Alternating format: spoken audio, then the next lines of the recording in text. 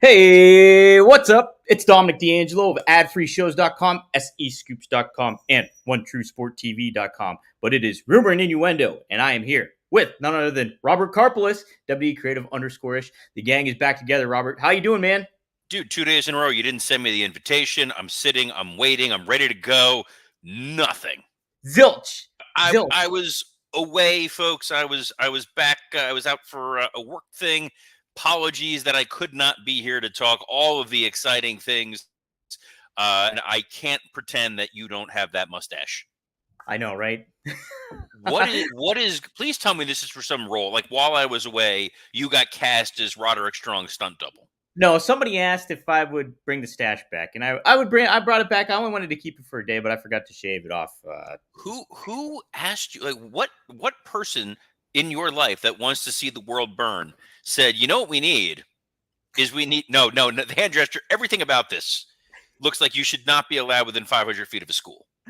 It was a rumored innuendo. Antonio Santos was the first Oh, one. well, that guy is he's just trying to stir up the pot. Let's say it's hi to some of the folks who are joining us live Yes. who are not encouraging debaucherous facial hair. Stuart Green, what's up, everyone? I watched the Dynamite last night. I thought it was a decent show, but bless Shivani for describing the crowd as going wild for Moxley's return when they were mild at best. Christopher Zanto, good morning. Rumor writes, this isn't your YouTube anymore. Okay. We're taking it over. Yes, good morning. All Jake says, good morning. Who's with Dom today? My name's Robert. Nice to be here. Appreciate you for coming in.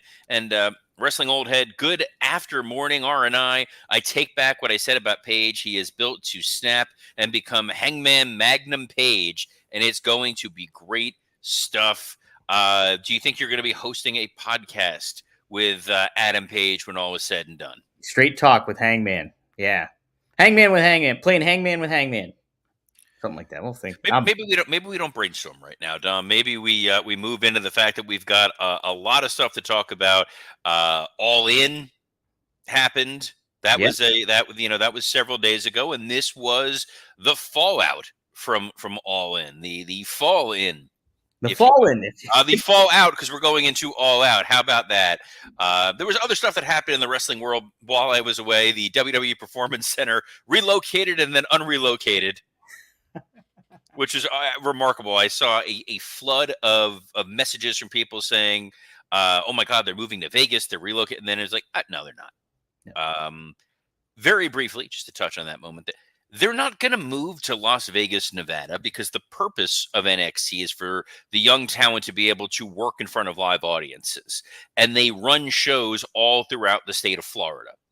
You're not going to have that same opportunity in Nevada to be able to run those types of shows, which defeats the purpose of having a development camp.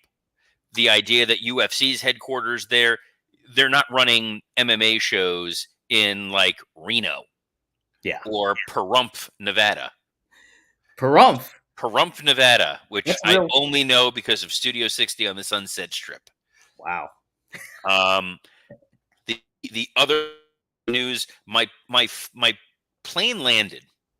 Turned on my phone on Monday, and I had 40-something missed text messages, and I had two thoughts. This is how messed up my life is. A relative died or a pro wrestler died. Sure enough, unfortunately, Sid Udy, Psycho Sid, Sid Justice, Sid Vicious had passed away. I just wanted to take just a moment at the top to say I was a huge Sid fan. As a kid, seeing him in WCW, seeing him in WWF when he came out as Sid Justice, that he was going to, be the special referee and the man that was going to call it down the middle.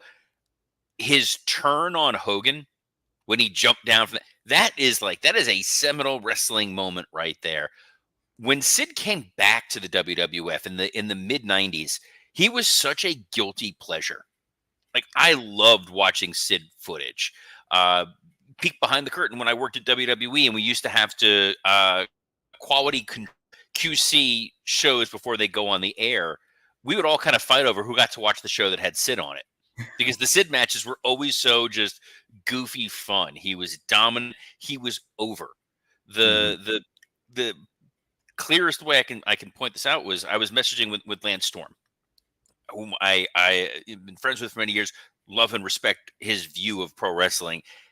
Even he was like, Sid, like I remember seeing Sid in '89, and that dude was insanely over and fully respected what Sid was able to do in that role. So even the guys that were more technical based, more clinically skilled wrestlers can understand and appreciate and love the role that Sid could play in wrestling.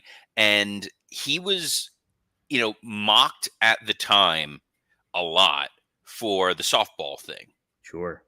And it kind of, much like the CM Punk pipe bomb, predicted a lot of where wrestling was going.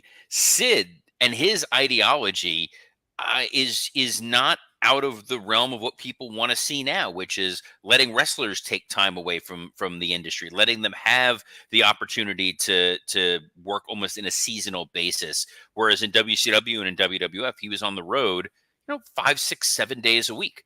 He had a passion. He had something he loved outside of it. And the only way he would get to do it would be to, fake injury or just quit. And they would just keep bringing him back because the dude is tall. He's tall. He's got I said this on Monday's show or Tuesday's show after he passed, was that he's got that prototype look of what you would think of an 80s and 90s pro wrestler to be. And the fact that he was able to go and come back and kind of almost like in a mercenary role in certain ways, and still become like a world champ, a WWE champion, and have that moment too, pretty darn impressive for somebody to be able to do that. Can I make a non-mustache related request from you? Absolutely, yes. The next time, which I believe will be this Thursday, you record with Rob Van Dam. Correct. Tomorrow. Tomorrow. Mm-hmm. Oh God, it's already Wednesday. Wait, what day is today? Today's Thursday. Wednesday. Today's Thursday? Yeah, we had to reschedule. Dude, I am totally out of the realm of what day of the year it is. You gotta ask him about him in ECW, because him in the jeans with Judge Jeff Jones was so fun. He was basically 911 in part 2, and it was just a delight. Yeah. And I'm sure there's got to be one or two good Rob Van Dam Sid stories floating around out there. Absolutely. We talked about it a couple times. He talked about doing a squash match with him and how Sid was generous and gave them extra money, him and the guy he was jobbing with. And then on top of it too, Rob mentioned how he would have loved to face Sid one-on-one in a singles match, and he thinks that he could have had a really great match with him. But Sid was hurt at the time and cut a match short with X-Pac, and did not want to do that because, but Rob, all about Sid, huge fan of him. So we'll be definitely talking about him tomorrow night. Tune in at 9 p.m. Stop shilling. So there we go. Let's shell a little bit of Dynamite, huh? You want to do that? Yeah, sure. That works. Okay. Yes. So Dynamite kicks off. Fall in, if you will, fall out. But we had Jon Moxley make his return to what was a weird audience and a weird promo confronting Tony Schiavone, saying it's not his company anymore. And then we get a little bit more of Moxley later on with Marina Shafir. Looks like it's laying the groundwork for something, Robert, but let's get your perspective. Man, that crowd, they stunk. They were not good. Is that a polite way? The Fighting Illini, who up until this point I only associated as the people who took Ron Zook off the Gators' hands. Now, they're also one of the worst audiences I think that AEW has ever performed in front of. Very flat for the majority of that show. Moxley coming back on this episode was, I like this because they were trying to treat this like this is the Raw after WrestleMania. Sure. If All In is their WrestleMania, the Raw after is we're realigning our trajectory. We're telling a different story. And the best way to do that is let's bring somebody back who we haven't seen in a while. And we haven't seen Moxley on TV in a while. He definitely looked more heelish. The fact that he first comes out to talk about Darby was strange because we just saw an All In Bryan Danielson winning the world title. I don't know if you're aware of this, Dom. Darby is not part of the Blackpool Combat Club, but Bryan Danielson is, as is Jon Moxley. Oh. So you would have thought there would have been some sort of attaboy, or conversely, I saw what that guy did. I don't care about the Blackpool Combat Club. I'm coming for you. Instead, it was, hey, Darby, who's not here because he just lost a casket match. I want to talk to that guy. Okay. And then, hey, Tony, you're not running this company anymore. Schiavone, you're not running this company anymore. Well, of the 14 different authority figures that exist in All Elite Wrestling, Schiavone is not one of them on camera. Yeah. We know that it's Tony Khan's company. We know that there are the EVPs who are running around there on TV. It's Christopher Daniels, who seems to be a mouthpiece of that entity. Schiavone is a humble announcer. We know in real life, behind the scenes, Tony has a lot of responsibilities, wears a lot of hats, wears a lot of ill-fitting suits. Love you, Tony. But that felt very, very strange.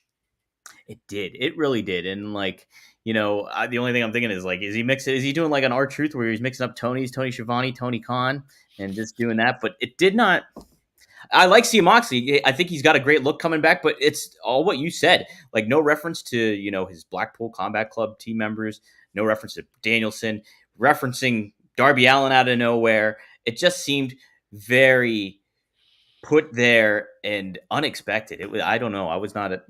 I like seeing Moxley back, and maybe that is not the last of Jon Moxley on this show. No, it is not. That later. It's not. Yes.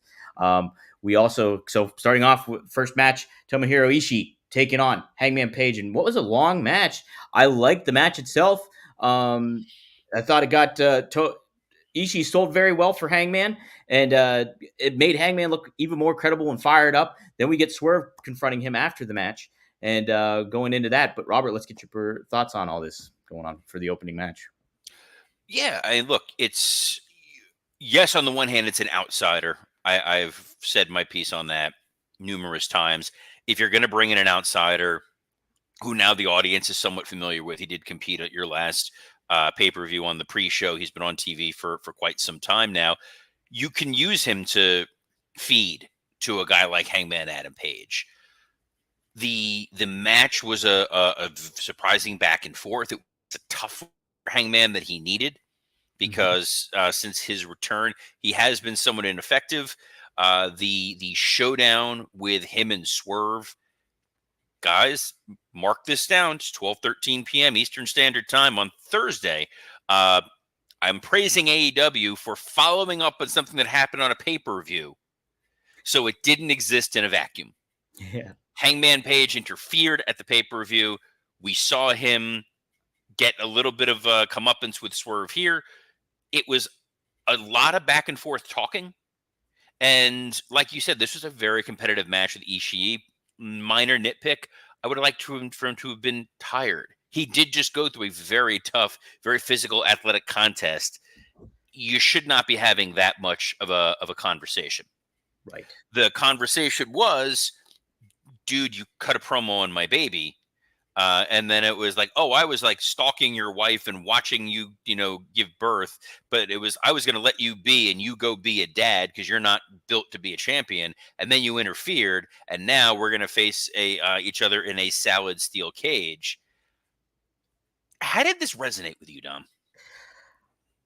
So I liked the kind of like Hangman. I liked the setup. I should mention that Excalibur was talking about like how Hangman came out and was noting about like really paying attention to kids in the crowd about like, and the Danielson thing really upset him and certain things like that. So it's kind of setting the tone for that. And then Swerve, what he had to say was very evil and things like that. And, further that along. But Hangman, his response left me hanging. Like it did not hit when Swerve said something about his wife watching his pregnant wife and going to the hospital and stuff like that. Immediately, you would think from a baby face, even if not a baby face, but what Hangman's been focused on, he would have slugged Swerve right there, and the fight would have but Hangman just stood there and kind of like took it in and everything like that, and then ultimately walked away after the match was made.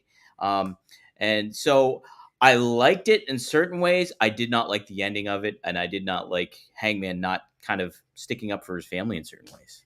How about you, Robert? I don't disagree. I think that it should have been it was definitely highly charged and emotional, but that seemed to be the theme of the night. Highly charged and emotional. The big takeaway, and we were chatting about this on our group text and the Working Stiff group text. I said one of the things with AEW right now is the inconsistency of what they deliver on their broadcast. You're opening up after a really hot show with Jon Moxley, who doesn't say anything of any real note. So that momentum you're building doesn't really have any place to go. Then you follow it up with a very good Ishii Hangman Adam Page match. You're heating up that page, get you an all-out match, because we've got 15 days and now 14 days, whatever it is, however many days there are until that pay-per-view. They did not give themselves a lot of runway. So yeah, let's idiot-proof it and give them a big match. And then you go to a returning Jamie Hayter against Harley Cameron in what was a very short match. Effective, but a very short match. Right, it was. It's good to get Hayter back in the mix of everything and things, and still seeing Saraya at ringside too is another thing to note. I think I don't know what the status is and what she's going to go moving forward with AEW, but Hayter being there, and yeah, it was a quick one, and that's all we got for women's matches for the evening too. To be noted as well. It was quick, and it wasn't even at 9:30, so I was a little confused as to what I was watching. But from a storyline perspective, I'll be honest, the very first thought I had when I saw Jamie Hayter's opponent music, I was like, oh no, are they really giving away her and Saraya? Right. So I was thankful that they're not, and we're building to something. So I'll take that. We got an MJF promo. Mm-hmm. This is where you really felt that crowd not being there. Yes. Yeah, absolutely. This was, my Working Stiff co-hosts are all professional comedians. They understand what it is when you are bombing. And sometimes you just have to grit your teeth and power through it. That was what MJF did. It was a good promo. It was a strong promo. There was a lot of heat in that promo. And that audience was not having it. Him denouncing the country, him basically saying that he's, I'm the guy who defended you guys. No one had my back. I'm going to come after you, Will Ospreay, and when you don't know it, I'm going to cut you off at the knees, and I'm going to cost you a real title, which is the world title. Liked all of it. Like the messaging, like the setup. That we're not through with Ospreay and MJF quite yet. He invokes the name of Danny Garcia, who unfortunately he doesn't look all that intimidating. And then you had a back and forth brawl. Mm-hmm. And it led to yelly, shouty Danny Garcia threats where I think he gave too much away. I agree, yeah. I think if all you had was an MJF promo, he talks ill of Danny Garcia, Garcia comes running out, there's a pull-apart brawl, cool. If there's a pull-apart brawl and they announce there's going to be a match, cool. Do not give me the why in that same sentence. Do not say, you made me get carted out in front of my mother. I pawned your ring. It's in Buffalo. Like, so much exposition. Yeah. When you had that same kind of fiery, passionate exposition in the Swerve Hangman promo earlier, it's not that it was bad. It just was not necessary here. Yeah, they set the tone. Like MJF with his opening promo there in regards to Ospreay kind of was setting the tone even more. And then he built up to Garcia. Garcia coming out, confronting him made a lot of sense. Even a pull part did. But yeah, it's just like a lot to take in for one segment in general. And it's kind of expand that a little bit over time. I will say, I think Garcia spoke well with conviction and got that across.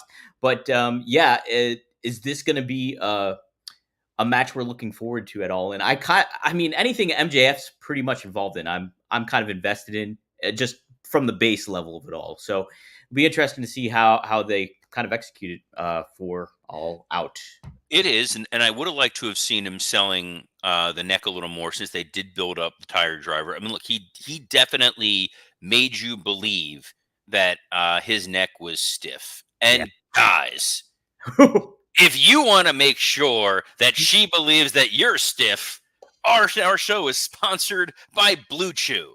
If you want to be as hard as the summer day is long, then get yourself a Blue Chew and bring the summer heat. Blue Chew is a unique online service that delivers the same active ingredients as Viagra, Cialis, and Levitra, but at a fraction of the cost and in chewable form.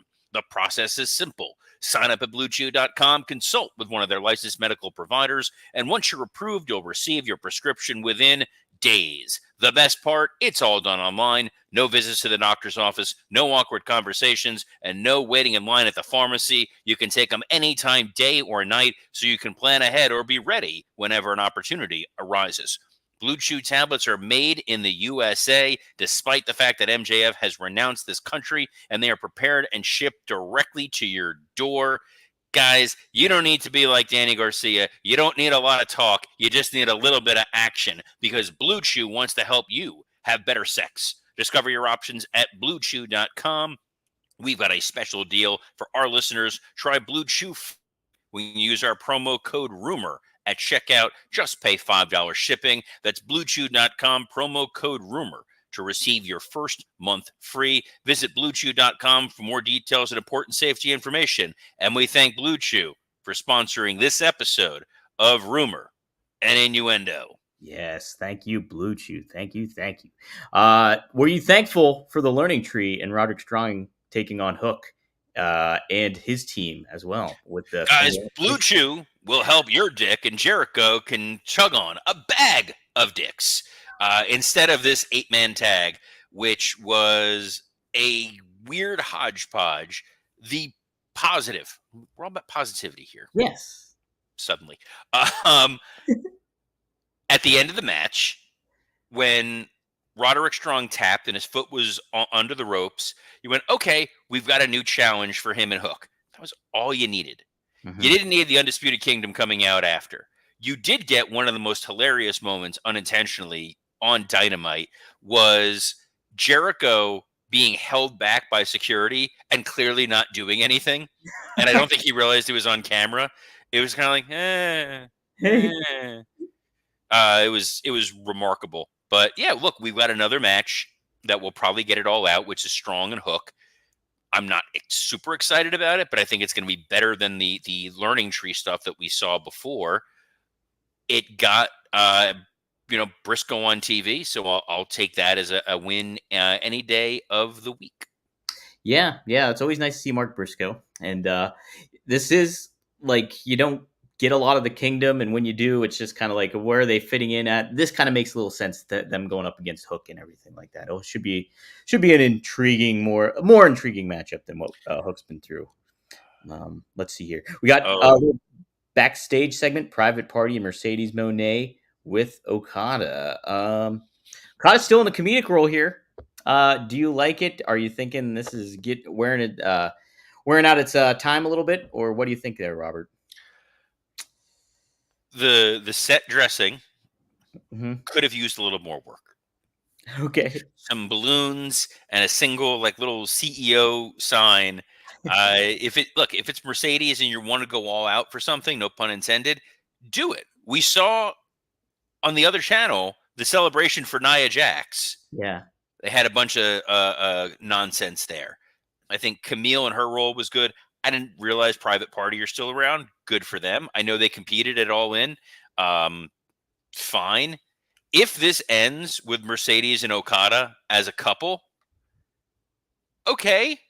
But they are just so in the weeds on the comedy stuff with Kazuchika Okada. When we saw last week the return of the Rainmaker a little bit in his match with Claudio, and then we saw what he did during the Gauntlet match. It's fine if it's supposed to be endearing. Mm-hmm. It's kind of the stuff they did with Funaki or Tajiri, where wrestling fans we're dumb. We're very dumb people. And the idea of, oh, he doesn't speak our language, he must be a simpleton. And, oh, he said a word in English, that's adorable, good for you. That doesn't work when you're the heel. Mm-hmm. So him saying bitch is not like, oh, that's really cool. It's like, this is weird shtick you give to a guy that can't wrestle, let alone a guy who's probably one of the best wrestlers in the world, as we keep being told without actually being shown. That's it. It's neat that they're kind of a pair, Mercedes and Okada, but you want to see Okada's almost in the same realm that they've been going through with Hangman early in the early stages of AEW, where you see him in one light and then you see him in a different light, and it's just like, where is he going to lay out? I mean, they set a precedent for some of this stuff. You want to hope that they kind of learn and kind of get boost Okada up in a bigger way. Private Party pairing with Mercedes Moné, I was a little bit more optimistic. I thought maybe that they could have maybe done something, have them be her lackeys in a way, and kind of get them back to a little bit more relevancy. But it doesn't seem like they're going that route. We'll see though. Up next, we had two promos by the Grizzled Young Vets. One before that, we had Mariah May, who came out to take off her robe to show that she was wearing very conservative lingerie compared to what her ring gear is, and a championship, because she's postponing her title celebration, which is again something Nia Jax did. And then yes, we got a Grizzled Young Vets promo to get to a Grizzled Young Vets promo. It's a hat on a hat, and that's what you saw a lot here. We've got 3 minutes left. Do we want to spend our time talking about the Grizzled Young Vets, or should we focus on Kyle Fletcher and Ricochet? Let's focus on that. Yeah, Ricochet took on Kyle Fletcher. Ricochet obviously got the win, being his debut match. Good match, but there seemed to be a little chemistry mishaps in there too, I would say, Robert. But it was Ricochet did look good overall, and was doing some stuff that we normally didn't see in WWE. They always preach more of a slower approach and more psychological, and this was him getting to take the restrictor plate off and doing a lot of wacky stuff. Some of it's going to be great, some of it's going to not be so great. Very similar to what you would see sometimes with Rob Van Dam, where, you know, part of the charm sometimes was if there was a screw up or a botch or whatever it was. But the match, I thought, was overall totally fine. Ospreay coming out after to tease an Ospreay Ricochet match. That was cool. Pac continuing to remember that he is a challenger for that title. Yes. Though I'm pretty sure he won the 6-man tag titles with Claudio and Wheeler Yuta. That's right. He did. Pretty sure he was in the babyface celebration for Bryan Danielson. That's right. He was. And now he's a heel going after Will Ospreay. He is. Neat. I thought Dynamite was over because it was 9:57. Right. And then they were like, oh, no. Take that, folks tuning in for Modern Family. We got us a Bryan Danielson promo. Did you want to touch upon Moxley's little segment with the That's how the show ended. Oh, you're right. Sorry. You're right. It was Moxley, then Bryan. I apologize. Yeah. Looked at my notes. So Moxley's in the back, and he's talking like Uncle Howdy. Mm-hmm. The path of the righteous goes through the stream of the sheep that look through the eye of a hurricane, or some nonsense. Beats up an extra, or looks like about to beat up an extra, and then this woman starts attacking. I'm like Jim Ross, that damn woman, that Jezebel. And then she turns around, and I'm like, wait, is that Marina Shafir? But they're not saying it's her.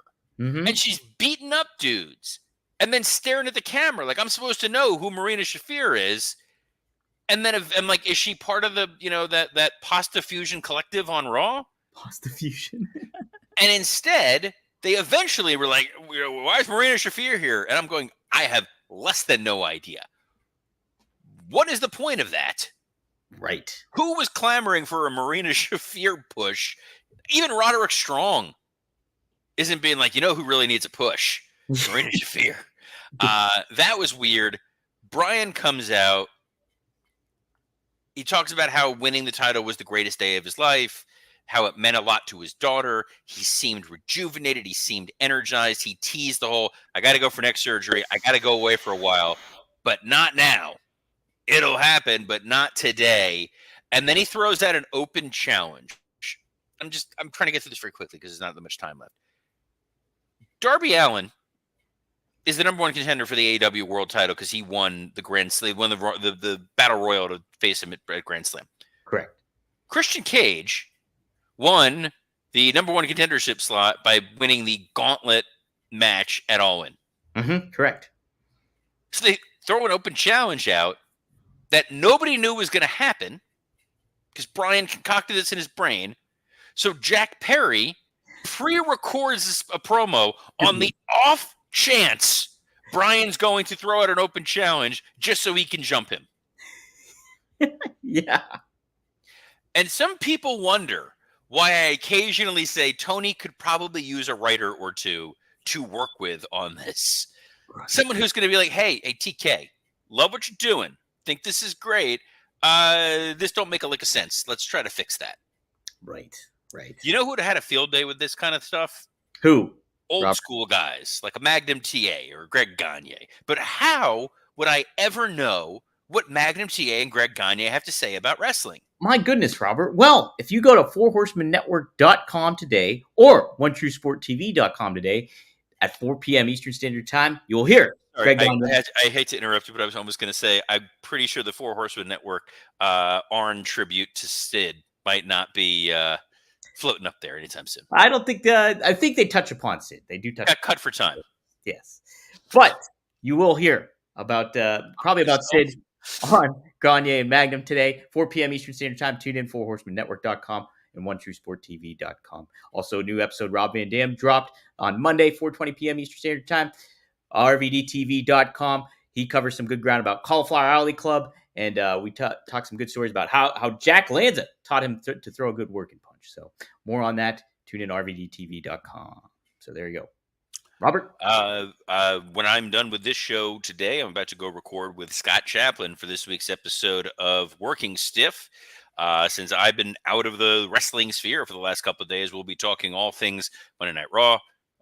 We'll be touching on his opinions on AEW Dynamite and all of the various things going on in the world of professional wrestling. I'll get to dive a little deeper into talking about Sid. That should be up probably this evening, assuming Dom is not busy grooming his mustache. But regardless, he will be back here tomorrow at noon Eastern for Rumor and Innuendo live on a plethora of platforms, including the WWE Creative_ish X account, the SE Scoops X account, and on YouTube on ad-free shows, Rumor and Innuendo, and Working Stiff. So on behalf of I can't with that mustache, Dominic D'Angelo, I'm Robert Karpelis. Best of luck. Evers. Bye, guys.